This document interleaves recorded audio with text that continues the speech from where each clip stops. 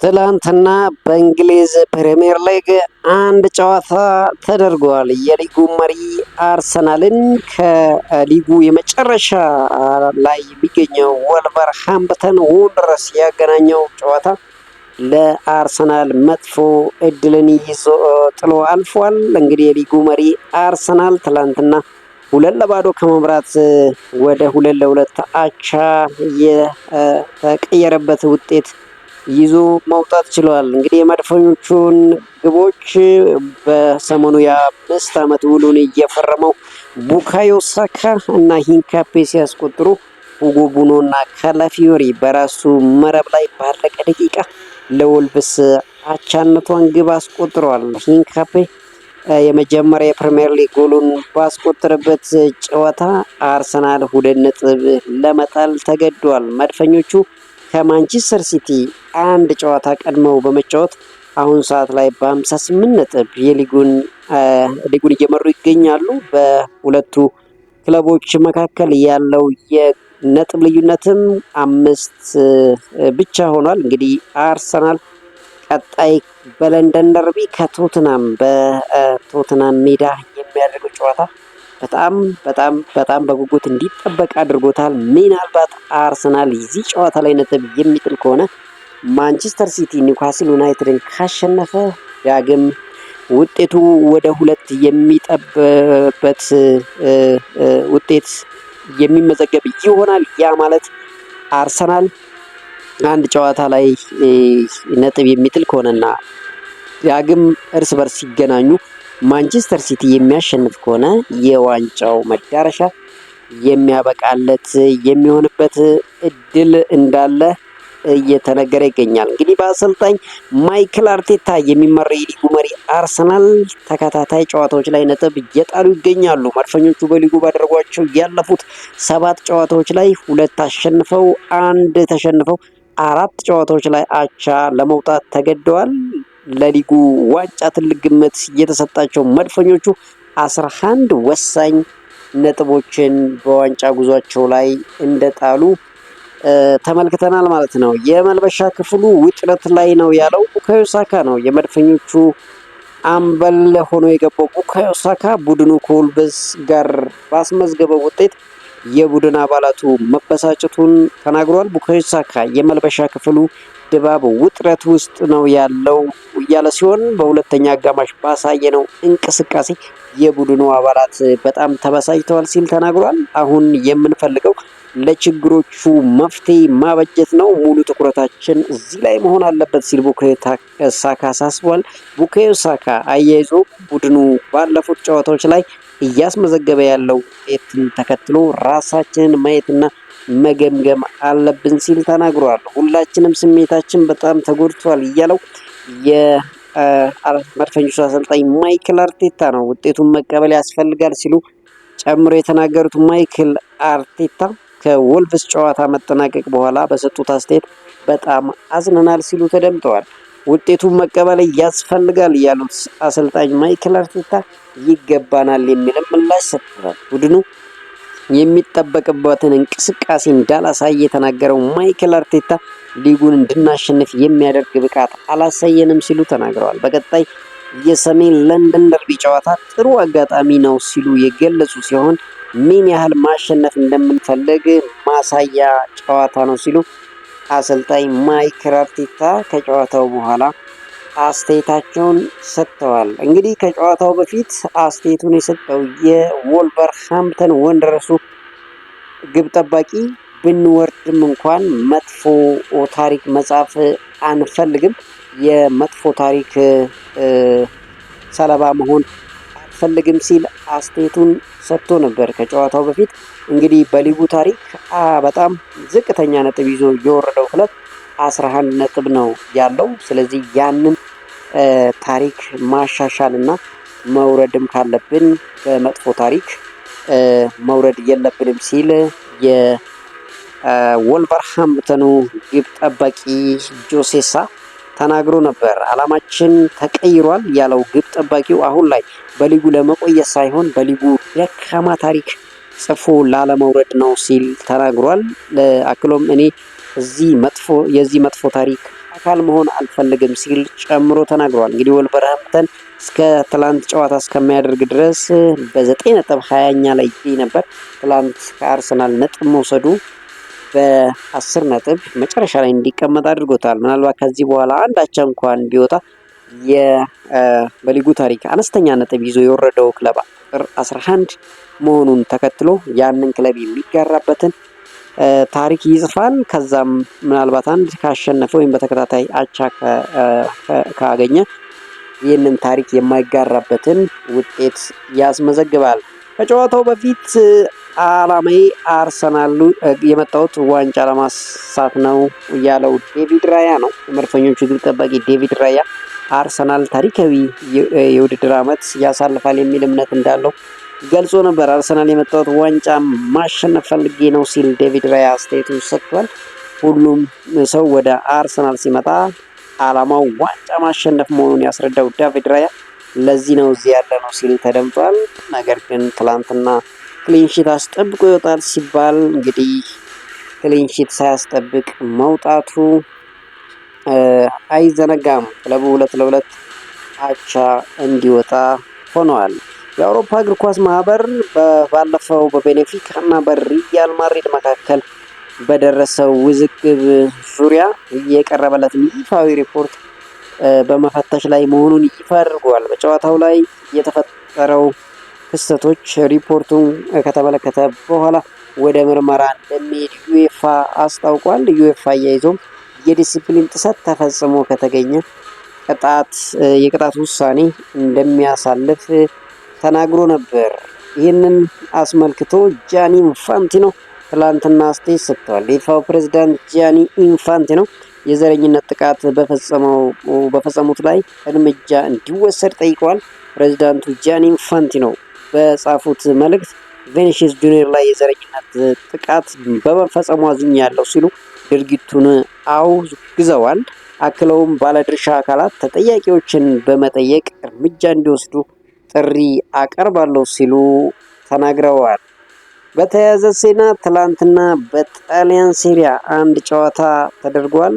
የሴስክ ፋብሪጋሱ ኮሞ ከኤሲ ሚላን ጋር ጨዋታውን አድርጓል። እንግዲህ የጣሊያኑ ክለብ ኮሞ በአሰልጣኝ ሴስክ ፋብሪጋስ እየተመራ ጥሩ የውድድር ዓመት እያሳለፈ ይገኛል። ኮሞ ባለፈው ዓመት ወደ ሴሪያው ባደጉበት ዓመት በሴሪያው 10ኛ ደረጃ ይዘው በማጠናቀቅ ስኬታማ ጉዞ ማስመዝገባቸው አይዘነጋም።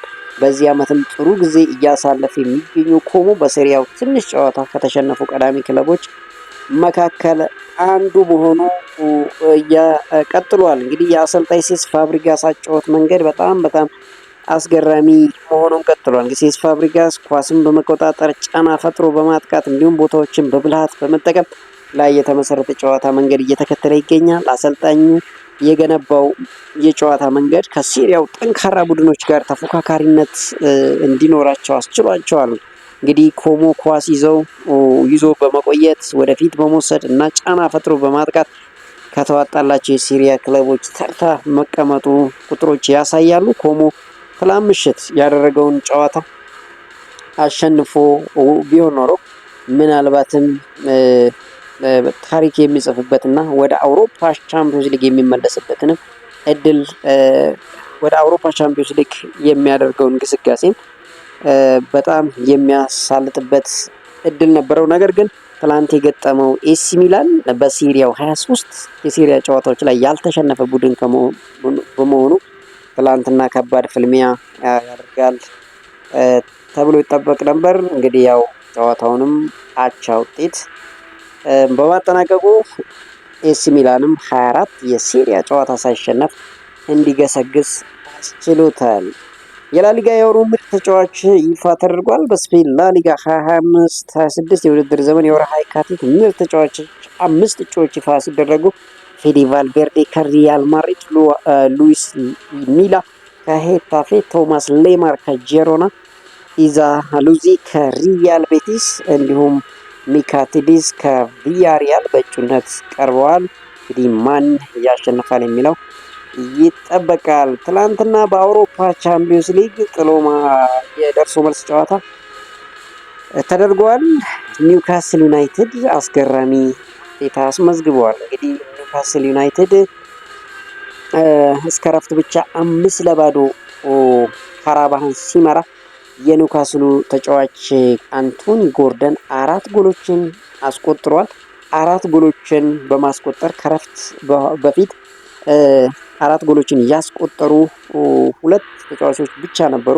እንግዲህ ካሁን ፊት አንድ ተጫዋች ነበር። ትላንትና አንቶኒ ጎርደን ሁለተኛው ተጫዋች መሆን የቻለበትን ውጤት አስመዝግቧል። ሌላው አስገራሚ ውጤት የተመዘገበው በቦዶ ግሊምት እና በኢንተር ሚላን መካከል የተደረገው ጨዋታ ነው። እንግዲህ ቦዶ ግሊምት ባለፈው ማንቸስተር ሲቲን 3-1 እንዳሸነፈ ይታወሳል። ትላንትናም ኢንተር ሚላንን በተመሳሳይ ውጤት ማሸነፍ ችሏል። እንግዲህ ካራባ ከኒውካስል ያደረጉት ጨዋታ 6-1 ነው የተጠናቀቀው።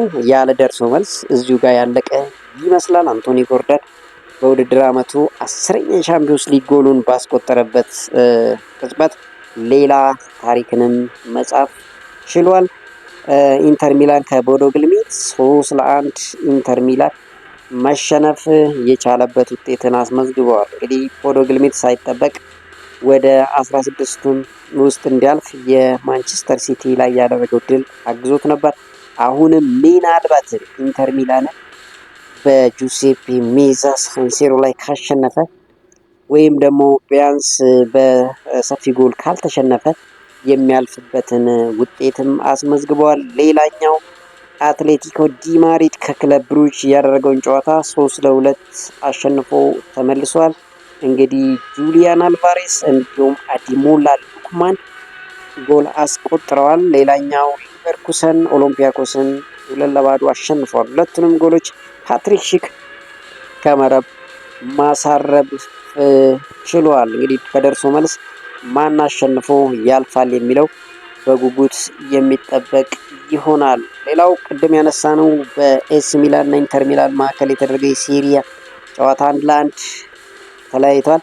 የኮሞን ግብ ያስቆጠረው ኒኮ ፓዝ ሲሆን ራፋኤል ሊያኦ ለኤሲ ሚላን ጎል አስቆጥሯል። በጨዋታው ኤሲ ሚላኑ አሰልጣኝ ማስሚሊያኖ አሌግሪ ቀይ ካርድ ተመልክተው ከሜዳ ተሰናብተዋል። ኤሲ ሚላን ባለፉት 24 ተከታታይ ሴሪያ ጨዋታ ሳይሸነፍ መጓዝ ችሏል። እንግዲህ በ54 ነጥብ የሴሪያው ሁለተኛ ደረጃ ላይ እንዲቀመጥ አስችሎታል። ኮሞ በአንጻሩ በ42 ነጥብ ስድስተኛ ደረጃ ላይ ተቀምጧል። ቀጣይ ከጁቬንቱስ ጋር የሚያደርገው ጨዋታ በጉጉት እንዲጠበቅ አድርጎታል። ኮሞ በዚህ ዓመት ምናልባትም ጥሩ እንቅስቃሴ እያደረጉ ካሉ ክለቦች መካከል እንዲሁም በቀጣይ ዓመት በአውሮፓ ቻምፒዮንስ ሊግ ለመሳተፍ የሚያደርገውን እንቅስቃሴ የሚያጠናክርበት ውጤት ያስመዘግባል ተብሎ ይጠበቃል። አርጀንቲናዊ አማካይ ሮድሪጎ ዲ ፖል የአሜሪካ ሜጀር ሊግ ሶከር ጠንካራ ፉክክር እየታየበት ያለ ውድድር መሆኑን ተናግሯል። ተጫዋቹ ሲናገርም ከአውሮፓ ቻምፒዮንስ ሊግ ይልቅ የአሜሪካ ሜጀር ሊግ ሶከር ለማሸነፍ ከባዱ ነው በማለት ተናግሯል። ሮድሪጎ ዲ ፖል በዚህ ዓመት ከኢንተር ሚያሚ ጋር የአሜሪካ ሊግ ዋንጫ ማሸነፉ አይዘነጋም። ነገር ግን ሮድሪጎ ዲ ፖል በእግር ኳስ ሕይወቱ የአውሮፓ ቻምፒዮንስ ሊግን እንዳላነሳ ይታወቃል። ሌላው እንግዲህ የቀድሞ የቼልሲ ተከላካይ ከሊቨርፑሉ ተከላካይ ቨርጂል ቫንዳይክ ጋር መነጻጸሩ ተገቢ እንዳልሆነ እየተናገረ ይገኛል። እኔ በ34 ዓመቴ ሊጉን አሸንፌያለሁ፣ እንዲሁም ብዙ ዋንጫዎችን አሸንፌያለሁ እያለ እየተናገረ የሚገኘው ጆን ቴሪ ከቨርጂል ቫንዳይክ የተሻልኩ ነኝ እያለ ነው። የቀድሞ የቼልሲ ታሪካዊ ተከላካይ ጆን ቴሪ ከሊቨርፑል ተከላካይ ቨርጂል ቫንዳይክ ስለመነጻጸሩ አስተያየቱን ሰጥቷል። በፕሪሚየር ሊጉ ታሪክ ተከላካይ ሆኖ ብዙ ግብ የማስቆጠሩ ሪከርድ የያዘው አንድ ሰው ቢኖር እኔ ነኝ ሲል ጆን ቴሪ ተናግሯል። በብዙ ጨዋታ ግብ ሳይቆጠርበት በመውጣት አሁንም የበላይ እኔ ነኝ ሲል ጆን ቴሪ ተናግሯል። በዋንጫ ካየነውም ከሱ የበለጠ አሸንፌያለሁ፣ በእድሜ ረገድ ካየነውም በ34 ዓመቴ በእያንዳንዱ ደቂቃ ተሰልፌ መጫወት የቻልኩ ብቸኛው ተጫዋች ነኝ ሲል ጆን ቴሪ ከቨርጂል ቫንዳይክ ጋር መነጻጸሩ ተገቢ እንዳልሆነ እየተናገረ ይገኛል። የናፖሊው ተከላካይ ኤሚር ራሄማኒ በሮማ ጨዋታ የሃምስትሪንግ ጉዳት አጋጥሞት እንደነበር ይታወሳል። አሁን ላይ ተጫዋቹ ከባድ የጡንቻ ጉዳት እንዳጋጠመው መታወቁ ክለቡ አሳውቋል። ይህንም ተከትሎ አሚር ራሂማኒ በጉዳት ምክንያት ከአንድ ወር በላይ ከሜዳ እንደሚርቅ ተገልጿል። የኮሶቮ ብሔራዊ ቡድን አምበል አሚር ራህማኒ በቡድኑ መጋቢት ወር ላይ የሚያደርገው ወሳኝ የዓለም ዋንጫ ጥሎ ማለፍ ጨዋታም በዚህ ምክንያት እንደሚያልፈው እየተዘገበ ይገኛል። በመጨረሻም አሜሪካዊን ባለሀብት እናገኛለን።